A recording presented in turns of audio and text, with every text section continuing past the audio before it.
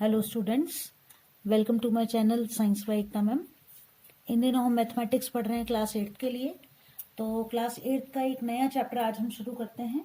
Last class में हमने chapter पढ़ लिया था, पिछला जो हमने सॉल्व किया था वो था ये वाला चैप्टर, एक्सपोनेंट्स एंड पावर्स। अब आगे बढ़ते हैं और अगले चैप्टर को स्टार्ट करते हैं जो है डायरेक्ट और इनवर्स प्रोपोर्शन। तो पहले तो हम ये जाने डायरेक्ट और इनवर्स प्रोपोर्शन है क्या।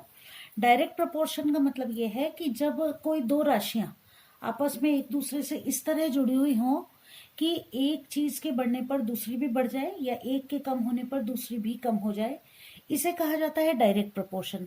जैसे कि जितना ज्यादा सामान हम खरीदेंगे उतना ज्यादा हमें पेमेंट करना होगा, तो एक चीज बढ़ रही है और दूसरी चीज भी उसके साथ साथ बढ़ रही है, तो ये कहलाता है डायरेक्ट प्रोपोर्शन। इनवर्स प्रोपोर्शन की बात करें तो एक प्रोपोर्शन या एक राशि के बढ़ने पर दूसरी कम हो जाए या एक के घटने पर दूसरी बढ़ जाए, तो इसे कहा जाता है इनवर्स प्रोपोर्शन। जैसे कि गाड़ी की स्पीड बढ़ाने पर जो टाइम टेकन है, यानी कि जितना समय ट्रेवल करने में लग रहा है वो कम हो जाएगा।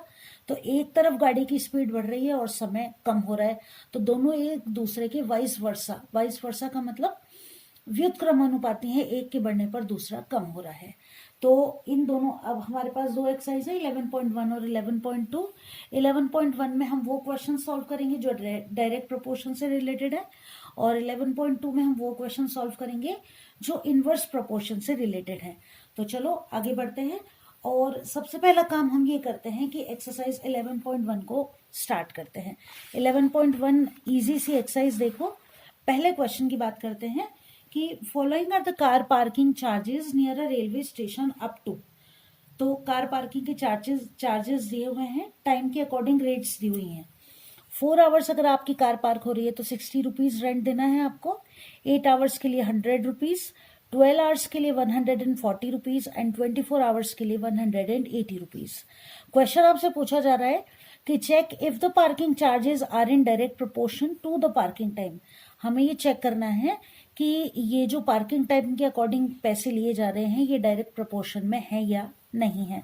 तो चेक करने का तरीका ये है कि हम पर आवर चार्जेस निकाल लेते हैं, सेम आ रहे हैं तो ये डायरेक्ट प्रोपोर्शन में है और सेम नहीं आ रहे हैं तो डायरेक्ट प्रोपोर्शन में नहीं है। पहले क्वेश्चन को सॉल्व करना स्टार्ट करते हैं। देखिए 4 आवर्स के लिए रेंट है 60 रुपीज, तो 60/4 हो गया। इसके बाद है 8 आवर्स के लिए है 100 रुपीज, तो 100/8 हो गया।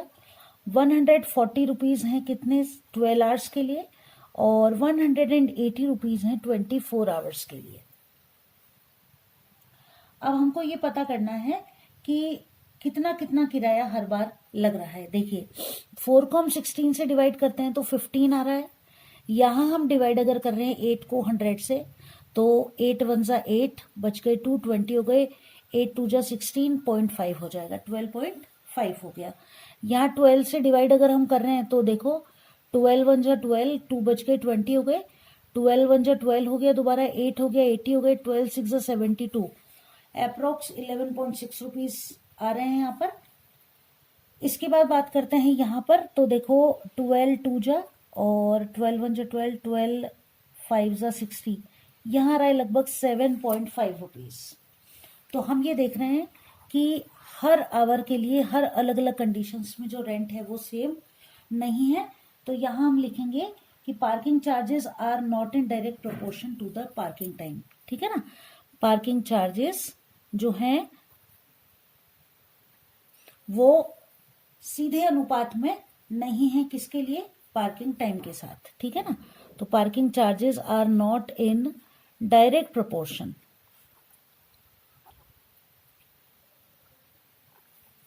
आगे बढ़ते हैं, क्वेश्चन नंबर 2 को सॉल्व करते हैं। क्वेश्चन नंबर 2 है, a mixture of paint is prepared by mixing 1 part of red pigment with 8 part of the base. In the following table parts find the parts of the base that need to be added. यहाँ पर red pigment और आपको base का ratio दिया हुआ है।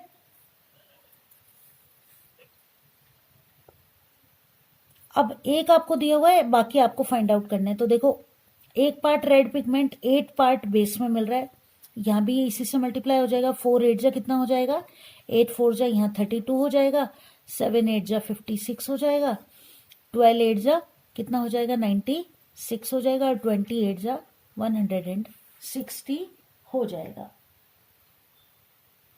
चलिए आगे बढ़े और अब हम सॉल्व करते हैं अगले क्वेश्चन को। इन क्वेश्चंस को सॉल्व करने के लिए आपको एक टेबुलर मेथड मोस्टली काम में लेना पड़ेगा। देखो क्या है ये टेबुलर मेथड, इसको देखते हैं। इन question number 2, 1 part of red pigment requires 70 ml of base, then how much red pigment should we mix with 1800 ml of base? तो अब आपको टेबल बनाकर कैसे सॉल्व करना है वो देखो कि यहां तो हम ले लेते हैं पार्ट्स ऑफ रेड पिगमेंट और नीचे हम लिख देते हैं पार्ट्स ऑफ बेस। अब बेस देखो आपको किस में दिया हुआ है, मिलीलीटर में, तो इन मिलीलीटर। ठीक, देखो क्वेश्चन में क्या दिया हुआ है, 1 part of रेड पिगमेंट, तो 1 part of रेड पिगमेंट, इसको कितना बेस चाहिए होता है 75 ml। ठीक है, अब हाउ मच रेड पिगमेंट, तो ये हमें पता नहीं है। Should we mix with 1800 ml, तो 1800। लिखने का तरीका इनको यही है कि जैसे ही लिखे हुए टेबुलर फॉर्म में, इसी तरह हम इनको कॉपी में भी नोट डाउन करेंगे। कैसे लिखेंगे कि according to the question 1/75 is equals to x/1800। अब क्या करना है, इनको क्रॉस मल्टीप्लाई कर दो। 1800 तो 1 से मल्टीप्लाई हो जाएगा और x मल्टीप्लाई हो जाएगा 75 से। x की वैल्यू निकाल दो, 1800 अपॉन 75। 5 की टेबल से काटना आ रहा है तो वैसे काट दो, 75 से काट सको तो वैसे काट दो, और इजीएस्ट वे में करना है तो चलो 5 से काटते हैं इसको। 5 1 जा 5, 2 बच गए 25 हो गए, 5 5 जा 25। यहाँ देखो 5 3 जा 15, 3 बच गए 30 हो गए, 5 6 जा 30 और ये 0। फिर 5 से काटते हैं, 5 3 जा 15, 5 7 जा 35, 1 बच गया, 5 2 जा 10। 3 की टेबल से काटो, 3 2 जा 6, 1 बच गया, 3 4 जा 12। यानी कि कितने पार्ट्स चाहिए, 24 पार्ट्स किसके चाहिए हमको, रेड पिगमेंट के। तो डायरेक्ट प्रोपोर्शन में आपको यही करना है, जैसे टेबल में लिखा हुआ उसी तरीके से सॉल्व करना है आपको क्वेश्चन को। चलो क्वेश्चन नंबर 4 को सॉल्व करते हैं। अ machine in a soft drink factory fills 840 bottles in 6 hours. How many bottles will be filled in 5 hours? तो नंबर ऑफ बॉटल्स और टाइम टेकन। तो पहले बॉटल्स लिखिए, तो यहां लिख देते हैं हम, देखो नंबर ऑफ बॉटल्स, और यहां लिख देते हैं टाइम टेकन। कितना किस में दिया हुआ है टाइम हमको, आवर्स में, तो इन आवर्स। ये लो, ये आपकी टेबल तैयार हो गई, इसको ऐसे बना लो। ठीक है, अब देखो 840 बॉटल्स कितने आवर्स में, 6 आवर्स में। तो how much bottles will be filled, यहां x हो जाएगा, in 5 hours. As it is लिख दो according to question, 840/6 is equals to x/5। अब क्या करना है, क्रॉस मल्टीप्लाई कर दो, तो ये हो जाएगा 6 into x is equals to 840 multiplied by 5। अब वैल्यू निकाल दो x की, 840 इंटू 5/6। 6 के टेबल से 84 कट रहा है, देखो 6 1 जा 6, 6 1 जा 6, 2 बच गए 24 हो गए, 6 4 जा 24 और ये 0। 140 को आपको मल्टीप्लाई करना है 5 से। 14 की टेबल बोलो, 14 5 जा 70 और एक 0 और यहाँ आ जाएगा बॉटल्स। ये आ गया हमारा करेक्ट आंसर कि 700 बॉटल्स जो है वो 5 आवर्स में फिल हो जाएंगी। आगे बढ़ते हैं, क्वेश्चन नंबर 5 को सॉल्व करते हैं। देखो इजी है ना, फटाफट फटाफट एक्सरसाइज सॉल्व करने में ज्यादा टाइम हमको नहीं लगेगा। क्वेश्चन नंबर 5 को देखो, a photograph of a bacteria enlarge 50,000 times attains a length of 5 centimetre as shown in the diagram. कि कोई बैक्टीरिया है, उसको 50,000 एनलार्ज जब कर लेते हैं फोटोग्राफ को, तो उसकी जो रेशियो है, साइज जो है वो 5 सेंटीमीटर हो जाता है। तो इस बैक्टीरिया की एक्चुअल लेंथ क्या है, एक क्वेश्चन तो ये हो गया। दूसरा, if the photograph is enlarge 20,000 times only, तो what will be the enlarged length of this bacteria. चलो, तो अब हमको करना क्या है, बैक्टीरिया की लेंथ निकालनी है। चलो कैसे निकालेंगे, तो टेबल बनाए सबसे पहले। तो एक तो हो गया लेंथ ऑफ बैक्टीरिया और दूसरा हो गया number of times the photograph is enlarged. तो यहां तो लिख देते हैं अपन साइज ऑफ द बैक्टीरिया, या लेंथ दी हुई है सेंटीमीटर में तो हम लेंथ लिख देते हैं, लेंथ ऑफ बैक्टीरिया।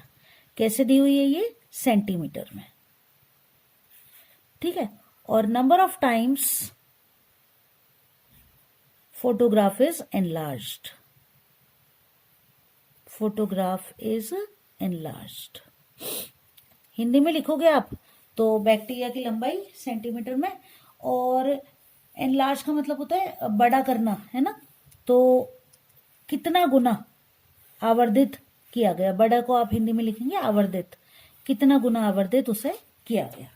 चलो, अब हमारे पास एक ही क्वेश्चन में 2 क्वेश्चन है तो हम टेबल बना लेते हैं 3। देखो, पहला तो कि बैक्टीरिया की लेंथ कितनी थी? 5 सेंटीमीटर। कब? जब उसको हमने 50,000 टाइम्स एनलार्ज किया, ठीक है। अब कह रहा है ये what is the actual length of the bacteria. Actual का मतलब क्या है कि बैक्टीरिया की जो एनलार्जमेंट है वो 1 ही रहेगा, 1 मतलब है जितना का जितना, और ये हो गया x। अब दूसरा ये कह रहा है कि अगर 20,000 टाइम इसको हम एनलार्ज करते हैं तो इसकी लंबाई कितनी हो जाएगी, उसको हम मान लेते हैं y। एक ही क्वेश्चन में 2 क्वेश्चन हो जाएंगे ना, इसलिए पहले क्वेश्चन नंबर 1 एक्चुअल लेंथ निकालते हैं इस बैक्टीरिया की। तो फर्स्ट पार्ट को सॉल्व करते हैं। 5 by 50,000 is equals to x by 1, cross multiply कर दिया, x इंटू 50,000 इक्वल्स टू 5 1 सा 5। x कितना हो जाएगा? देखो, 5 अपॉन 5 0 0 0 0, 5 से तो 5 कैंसिल हो गया एक बार, 1 2 3 4, यानी कि 1 के नीचे कितना है? 1 2 3 4। पिछले एक्सरसाइज में हमने सीखा था इनवर्स, इनको ले जाएंगे तो 10 की पावर कितनी हो जाएंगी? कितनी है? 0 4, तो 10 की पावर 4 जो है ये लेंथ हो जाएगी, किसकी हो जाएगी? एक्चुअल लेंथ हो जाएगी किसकी? इस बैक्टीरिया की, 10 टू पावर -4 सेंटीमीटर। अब आगे बढ़े और अगले क्वेश्चन को सॉल्व करें। तो इसका और इसका रेशियो निकाल दें सेकेंड नंबर में। तो हम लिखेंगे, देखो, 5 by 50,000 is equals to y upon 20,000। y की वैल्यू हमें फाइंड आउट करनी है, तो y into 50,000 equals to 5 into 20,000। y की वैल्यू फाइंड आउट कर दो, 5 इंटू 20,000 अपॉन 50,000। 3 0 से 3 0 कैंसिल, इस 0 से 0 कैंसिल, 5 से 5 कैंसिल। हमारा आंसर आ गया 2 सेंटीमीटर। चलो अगला क्वेश्चन सॉल्व करें।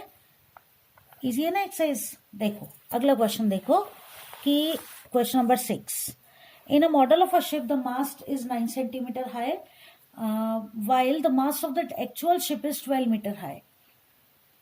If the length of the ship is 28 meter, then how long will be the model of the ship? Model ship, ठीक है। तो कोई शिप है ना, उसका मॉडल बनाया हुआ है, जो एक्चुअल लंबाई 12 मीटर है, वो इसमें कितनी है? ऊंचाई 9 सेंटीमीटर है। हमें निकालना है इसकी लंबाई, ये जो मॉडल है ना उसका, ठीक है। तो हाइट और लेंथ लेनी है हमको, किसके लिए? शिप के लिए। तो यहां तो हम लिख देते हैं मॉडल, ठीक है। जो शिप का मॉडल है उसकी बात कर रहे हैं यहां पर, मॉडल ऑफ द शिप, और यहां लिख देते हैं एक्चुअल शिप। अब क्या क्या चीज ले रहे हैं अपन यहां पर? क्या क्या है हमारे पास? एक तो मास्ट है ना, और एक एक्चुअल शिप है। तो यहां तो लिख देते हैं हाइट, और यहां पर हम लिख देते हैं लेंथ। देखो 9 सेंटीमीटर जब मास्ट की मॉडल के अंदर हाइट थी, तो एक्चुअल हाइट कितनी थी? 12 मीटर। अब length of the ship is 28 metre, तो ये हो गया 28 मीटर, और ये हमको लेंथ फाइंड आउट करनी है। अकॉर्डिंग टू क्वेश्चन ये हो गया 9 by 12 is equals to x by 28, x into 12 is equals to 28 into 9, और अब हम फाइंड आउट कर ले वैल्यू x की, तो 28 इंटू 9 बाय कितना हो जाएगा? 12। 3 3 जा 9, 3 4 जा 12, और 4 7 जा 28, 7 3 जा कितना हो जाएगा? 21 सेंटीमीटर। तो मॉडल जो है उसकी लंबाई हो जाएगी 21 सेंटीमीटर। क्वेश्चन नंबर 7 की तरफ चलते हैं। 7, 8, 9, 10 चार ही क्वेश्चन बचे हैं बुक में। 7th क्वेश्चन को सॉल्व करते हैं। Suppose 2 kg sugar contain 9 into 10 to power 6 crystals. How many sugar crystal will be there in 5 kg sugar and 1.2 kg sugar? तो यहां तो लिख दें हम अमाउंट ऑफ शुगर, किसमें, केजी में, और यहां हम लिख दें नंबर ऑफ क्रिस्टल्स। चलो सॉल्व कर दें इसको कि 2 kg शुगर जो है उसके अंदर 9 into 10 to power 6 क्रिस्टल्स हैं। 5 kg शुगर में कितने क्रिस्टल होंगे? क्वेश्चन के अकॉर्डिंग जमा दें तो देखो 2/9 into 10 to power 6 is equals to 5/x. x into 2 is equals to 5 into 9 into 10 to power 6. x की वैल्यू हो गई 5 into 9 into 10 to power 6/2। Multiply कर लो, 9 5 जो 45, 45 का 2 में डिवाइड करो तो 45 का आधा कितना होता है 22.5 into 10 to power 6 क्रिस्टल्स। पहला क्वेश्चन तो हमारा ये सॉल्व हो गया। अब अगला कर दें। अगले में क्या करना है, सेम रहेगा, टेबल यही बना दें अगले वाले की भी। देखो अगले वाले में क्या है 1.2 kg शुगर, तो 1.2 kg शुगर के अंदर कितने क्रिस्टल होंगे इसको y मान लो। सेम क्वेश्चन हो जाएगा 2/9 to 10 to power 6 is equals to 1.2/y. 2 into y multiply हो गया 1.2 into 9 into 10 to power 6। y की वैल्यू फाइंड आउट कर लो 1.2 into 9 into 10 to power 6/2। 2 से काट दो 1.2 को 0.6 आ जाएगा। 9 से मल्टीप्लाई कर दो 9 6 54, ये हो जाएगा 5.4 into 10 to power 6। और साथ में क्या आ जाएगा यहाँ पर नंबर ऑफ, ये क्या है नंबर ऑफ क्रिस्टल्स। आगे बढ़े, अगले क्वेश्चन को सॉल्व करते हैं। अगला क्वेश्चन क्या है हमारा, क्वेश्चन नंबर 8 पर आ गए हम। क्वेश्चन नंबर 8 क्या है देखो, समझ में आ रहे हैं क्वेश्चन आराम से इजी से। देखो क्वेश्चन नंबर 8 को देखो, Rashmi has a road map with a scale of 1 centimetre representing 18 kilometre. यानी कि ये जो मैप है ना इसमें 1 सेंटीमीटर की लेंथ कितनी डिस्टेंस को कवर कर रही है, रिप्रेजेंट कर रही है 18 किलोमीटर को। She drives on a road for 72 kilometre, what will B her distance covered in the map. यानी कि 72 किलोमीटर चलने पर मैप में ये कितने सेंटीमीटर की दूरी मैप के अकॉर्डिंग कवर कर लेगी। तो देखो दो डिस्टेंस हो गए, डिस्टेंस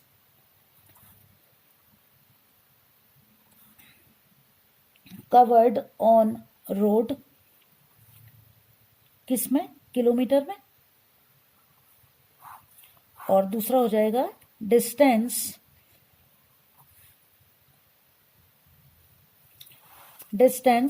कवर्ड ऑन मैप, ये किस में हो जाएगा सेंटीमीटर में। देखो डिस्टेंस यहां पर रश्मि 1 सेंटीमीटर जब चल रही है तो 18 किलोमीटर की दूरी तय कर रही है, तो यहां हो जाएगा 18, यहां हो जाएगा 1। और आगे कह रहा है 72 किलोमीटर जब ये चल लेती है तो मैप पर कितनी दूरी ये तय कर लेगी। बस अकॉर्डिंग टू क्वेश्चन इसे सॉल्व कर दो। 18/1 is equals to 72/x. x into 18 is equals to 72 into 1. x will be equal to 72/18. 18 की टेबल याद है ना, 18 4 जा 72। तो ये मैप में कितनी दूरी तय कर लेगी, 4 सेंटीमीटर की दूरी तय कर लेगी। इसके बाद आ जाओ अगले क्वेश्चन पर, क्वेश्चन नंबर 9। क्वेश्चन नंबर 9 है 5 metre 60 centimetre high vertical pole cast a shadow of 3 meter 20 centimeter. Find at the same time the length of the shadow caused by another pole of length 10 meter 50 centimeter and height of the pole which cast a shadow 5 centimeter long. तो दो चीज हो गई देखो हमारे पास, एक तो हो गया हाइट ऑफ पोल, किस में, हाइट ऑफ पोल ये मीटर में, और दूसरा है length of the shadow, length of shadow, ये भी किस में है, मीटर में। चलो एक ही क्वेश्चन में सॉल्व कर लेते हैं, दोनों को टेबल एक साथ बना लेते हैं, ठीक है। अब देखो 5 मीटर 60 सेंटीमीटर का पोल है, 5.60 हो जाएगा, शेडो है 3 metre 20 centimetre.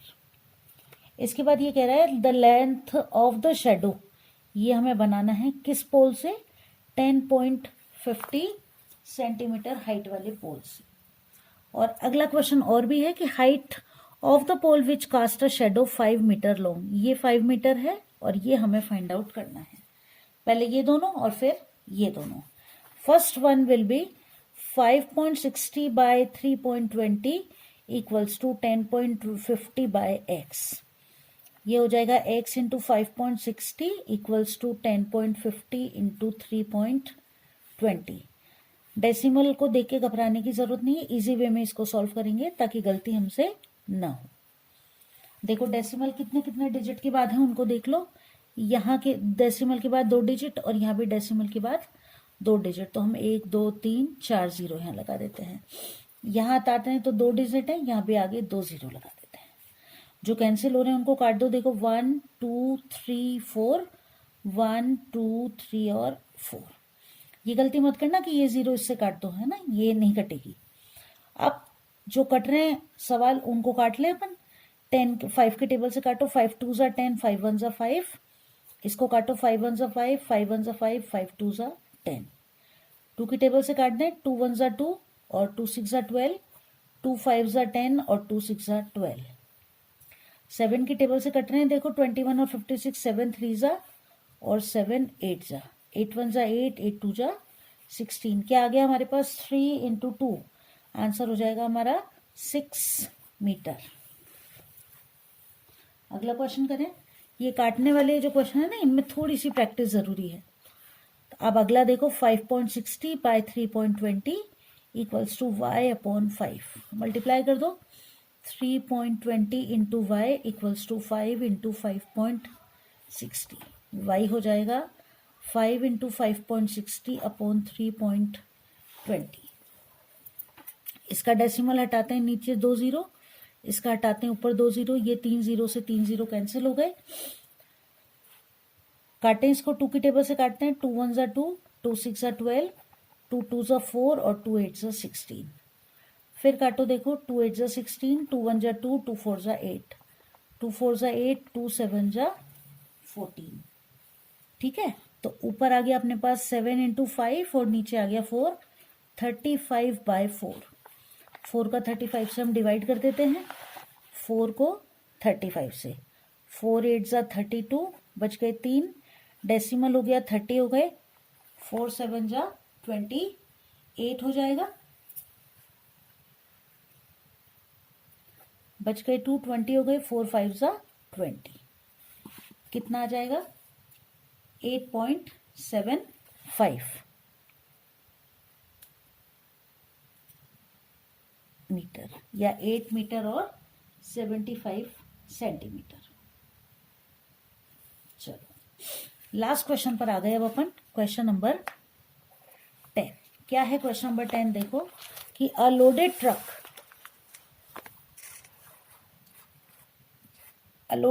travels 14 kilometre in 25 minutes, और if the speed remains the same, how far will it travel in 5 hours? तो यहां तो लिख दो distance traveled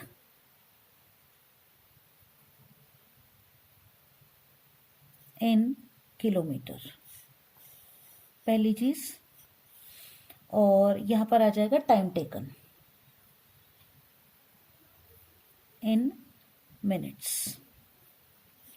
ठीक है ना, 14 किलोमीटर 25 मिनट्स में, स्पीड सेम रहती है तो 5 आवर्स के अंदर कितने दूर जाएगा। सबसे पहला काम तो 5 आवर्स का कुछ करना पड़ेगा, क्योंकि ये मिनट है तो इसको मिनट में कन्वर्ट करो, किससे मल्टीप्लाई कर देंगे 60 से, कितने मिनट हो जाएंगे 300 मिनट। बस अब लिख दो 14/25 equals to x upon 300। 25 into x बराबर हो गया 14 इंटू 300, और x की वैल्यू जब आप निकालोगे तो 14 इंटू 300 अपॉन 25। 25 का टेबल याद है? तो देखो 25 वन जा 25, 25 वन जा 25, 5 बच गए 50 हो गई, 25 टू जा 50। 14 और 12 को मल्टीप्लाई कर लो, 12 4 जा 48, कैरी 4, 12 वन जा 12, 12 में 4 ऐड कर दो, कितने हो जाएंगे 16। 168 किलोमीटर ट्रेवल कर लेगा ये ट्रक, कितनी देर में? 5 आवर्स में। ठीक है, तो क्लास कैसी लगी? एक्सरसाइज 11.1 पूरी कंप्लीट हो गई। मुश्किल से आधा घंटा भी नहीं लगा हमको, आराम से हमने इसको सॉल्व कर लिया। क्लास अच्छी लगे तो इसको शेयर कर देना अपने फ्रेंड्स के साथ, और अगली क्लास के लिए तैयार रहना। 11.2 को कंप्लीट करेंगे। तब तक अच्छे से पढ़ते रहो, तैयारी करते रहो। Best of luck.